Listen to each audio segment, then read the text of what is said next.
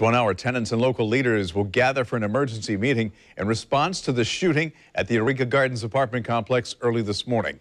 7 people were shot, 2 of whom are fighting for their lives. Gunfire rang out about 12:30 this morning. The search is on for 3 gunmen.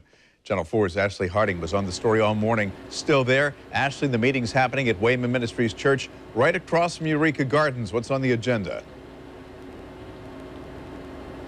Well, Bruce, I talked to the church pastor. He says, number one, they're going to get together and pray for these victims and the people impacted by this. I will tell you, this is the first shooting to happen at Eureka Gardens in about 2 years.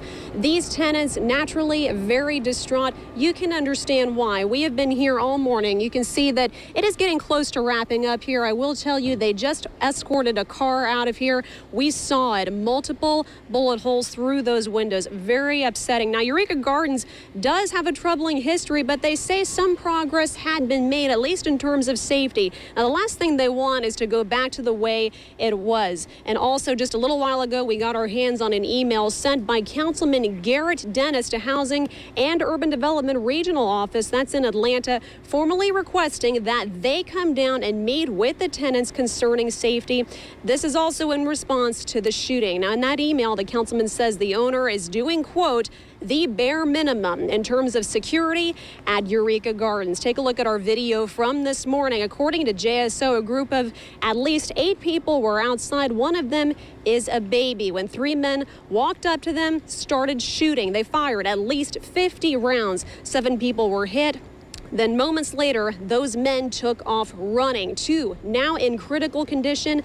The baby was not hurt. Now, I will tell you, there is a security group hired to roam the area to deter crime. They tell me they were not here when this happened. They were actually at another Global Ministries Foundation property, Washington Heights. Pastor Mark Griffin says the security at Eureka is a good firm, but he says it's just not enough. He says there needs to be change. This will not be the way it used to be, and so we're going to keep working, and also we're going to challenge the management. I've heard from the residents that even though they have some level of security, when you have a 400-unit complex like this, you cannot have roving security between Washington Heights and Eureka Gardens.